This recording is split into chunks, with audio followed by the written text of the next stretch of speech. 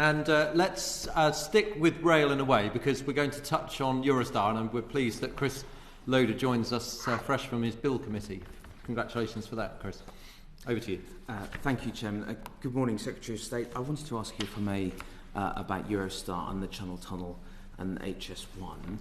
Eurostar has said that there is a very real risk to the sustainability of its operation, and we understand that the United Kingdom and French governments have been in discussion as to its future. Could you tell us what progress has been made, please, on that discussion? Yes, well, first of all, as with a lot of other transport, Eurostar, as you say, is obviously suffering for obvious reasons. It is a majority-owned French, state-French-owned company, SNCF. There's some Belgian ownership and I think some French-Canadian ownership. So we are obviously very interested and concerned, particularly from a jobs point of view. I think there are probably around 3,000 UK jobs, not just at Eurostar, but including contractors. And so, we, as ever, as with the airlines and access to things like the Bank of England CCFF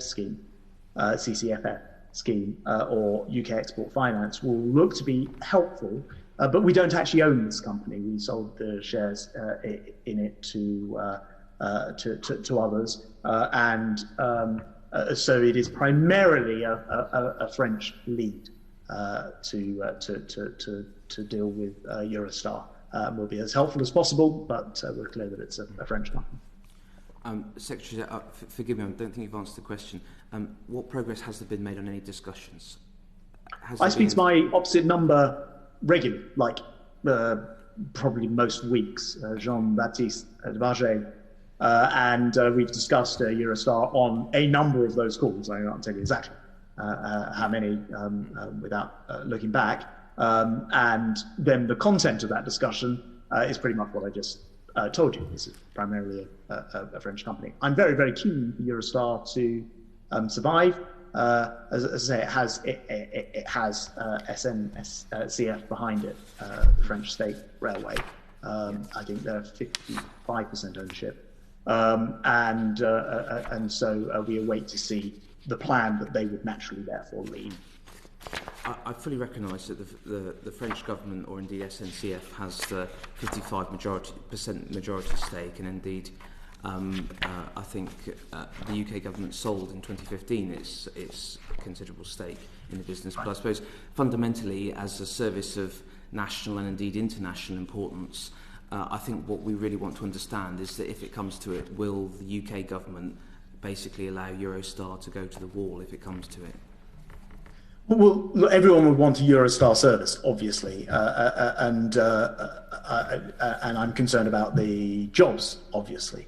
The physical nature of the tunnel wouldn't disappear, or the infrastructure and what have you. So there are well-established routes for these things, and I can only repeat what I say. It's not our company to rescue. If it was a British-owned company, if I was my opposite number, Jean-Baptiste, I would be saying it's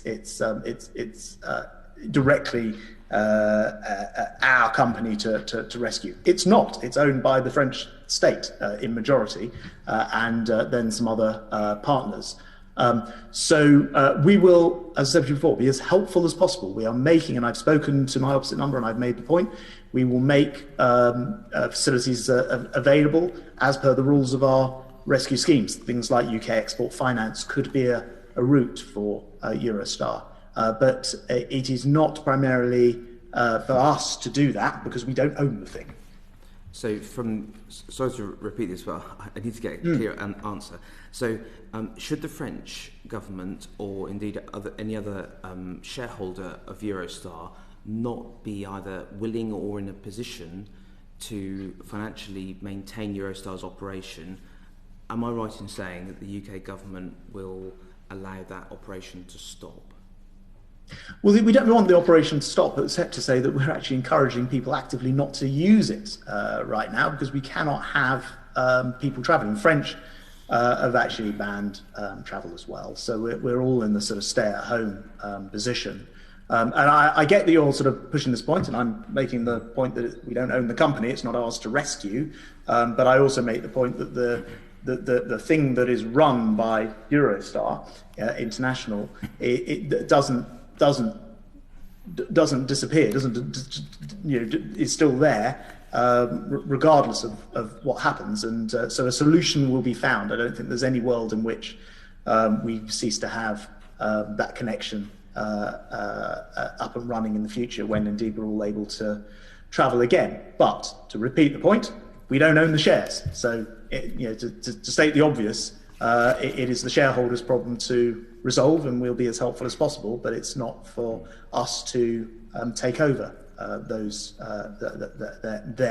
their issue. And as I say, you've got 55% ownership by the French state, so it's not just any old shareholder. It's a shareholder with a state-backed shareholder. Yep, thank you. So in terms of the binational agreement when it comes to Channel Tunnel, predominantly I'm thinking around the Treaty of Canterbury and its sort of successor agreements. Could you just tell us what progress has been made when it comes to that national agreement post-Brexit, of course, with Channel Tunnel access?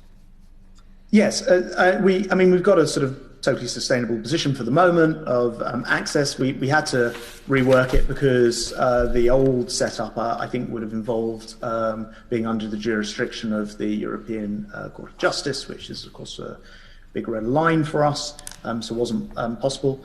But we have well-established regulatory and safety regimes, in our case through the Offices of Rail and Road, the ORR, who'll look after it, and they'll do so very proficiently, as they do with our entire rail network. So we're working on a sort of binational regulation with the French, and with robust cooperation arrangements, and that's progressing well.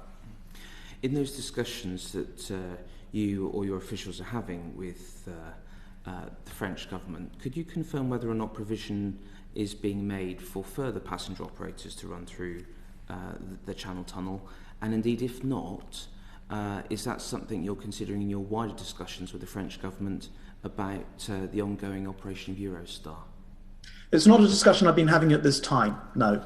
At the moment, of course, with the end of the transition period, what we're anxious to do is replicate the smooth operation, which has happened entirely, the safety, which has happened entirely, and ensuring that we're not breaching our red lines of the European Court of Justice being involved, which again has happened entirely.